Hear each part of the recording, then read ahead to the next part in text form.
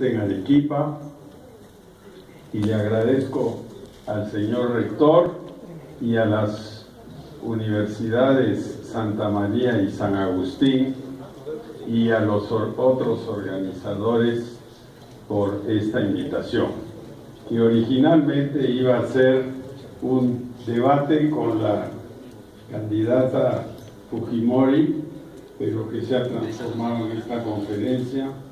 Y como yo le dije, yo iré hasta la punta del cerro para conversar. Estamos en una campaña en la cual parece que las mentiras hacen noticia.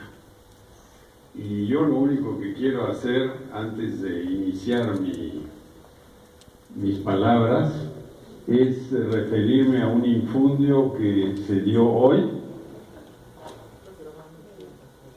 y que hemos contestado muy claramente. Hace un par de semanas estuve en el Brain con Martín Vizcarra y no es muy fácil llegar ahí. Hay una carretera de Ayacucho a San Francisco, cruzamos el puente, cruzamos el río, pero había que ir en helicóptero por razones de tiempo. Y fuimos en un helicóptero de Sur y aterrizamos en un estadio municipal de Quimiri.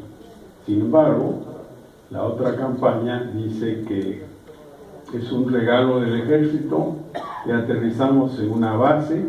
Todo eso es mentira. Yo tengo aquí la factura de nuestro helicóptero de Sur, el depósito del pago y a dónde aterrizamos. Entonces yo lo único que pido es que en estas 2-3 semanas que quedan, no más mentiras, por favor. Se dijo también que vamos a eliminar el CTS, es una mentira. Bueno, ya terminé.